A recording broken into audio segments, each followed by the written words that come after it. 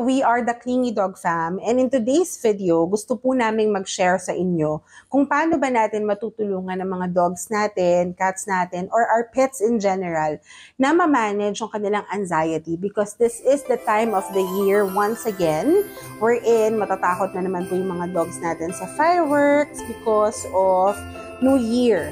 Christmas season is our favorite season. Hindi naman po natin yan maitatanggi. But of course, we also need to make sure that we get to help our pets manage their anxiety. Kaya po, ayan, nagkakaroon na yata ng anxiety. Wala pa man din. So, nag-share na rin po kami sa inyo before kung paano nila ito i-manage. But in this year, meron po kaming isang dinagdag dun sa protection and management ng anxiety ni Clover at saka ni Moma. Ito po yun. This is the headscarf na isusuot natin sa ulo ni Clover at saka ni Moma. Hopefully, hindi pa naman namin na-try isuot. Pero we are hoping na ma-manage. So, last year po, nag-share na kami ng ganitong video and these are the exact scarf na ginamit namin for Clover and Moma. Almost 5 New Year na namin na ginagamit ito. So, how to do this? This is the anti-anxiety wrap. So, suot po natin yan kay Clover at kay Moma. Yan. So, kuha lang po kayo ng scarf or kahit na bandage, pwede. Or ng tela na kakasya sa haba at katawan ng mga fur babies ninyo. So, ang gagawin nyo lang po, isupo po sila muna, ganyan. Tapos kapag ready na yung inyong scarf, unahin nyo po sa may chest area nila. Yan. And then, i-cross nyo lang din po papunta sa likod. Ayan. And then, iikot nyo po sa kanilang tiyan. Pero let's just be very careful na hindi po maiipit yung kanilang tiyan. Tansyahin na lang din po natin. And then, babalik po siya sa likod ulit para maibuhol natin. Ibuhol po natin siya. Huwag naman masyadong mahigpit. Yung alam lang natin na hindi matatanggal.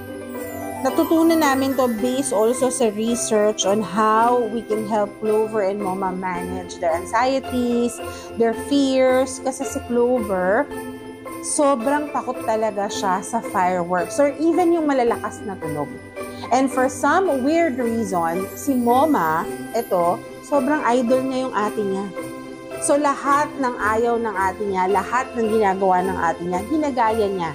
So, mas takot pa ngayon si Moma sa fireworks dahil nga, idol niya yung ate niya. Akala niya siguro cool matakot sa fireworks. Pero, nandito naman po tayo as parents to help our fur babies manage their anxieties and their fears. So, ito po siya. Pakita natin yung sa may tummy na area. Parang nakaganyan siya sa may tummy na area. Naka-cross. And then, sa likod, ganito yung itsura niya. Yan. So, parang nakabuhol lang siya dito. Tapos naka-cross ulit. And then, ito yung sa may chest. Tansyahin na lang po natin kung mahigpit ba, nasasakal ba sila, naiipit ba yung tiyan. Dapat alam po natin yan. And yung additional na protection na ginawa namin ay ito. Nabili po natin to. Saan natin ito nabili?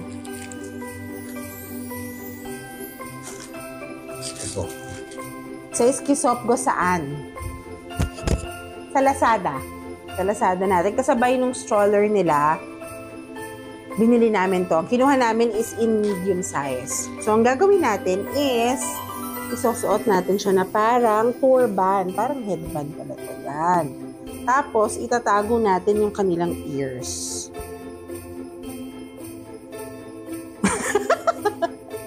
Daddy, lalo nang nawala ng ilong yung pango. Ayan. O, diba? Very madam ka naman. Very madam. So, we'll see. Hopefully, makatulong talaga siya. Kaya pa, Daddy. Yan. Ayan. So, ayan po yung magiging itsura nila sa New Year's Eve. Mukha daw turtle. Ayan po. So, hopefully, kapag nagtago sila, let's just also prepare a space. Nakatingin, bumagsak na. Hindi mo siya na. Let's just also prepare a space po sa mga bahay natin wherein they can hide kung takot sila. Meron namang ding mga aso na hindi takot, so we're very happy and proud na kayang gawin ng mga dogs nyo yan. Pero for dogs like Clover and Moma na takot sa paputok, let's do this po to help them manage their anxieties. Kasi syempre, ayaw natin yung matatakot sila, di ba?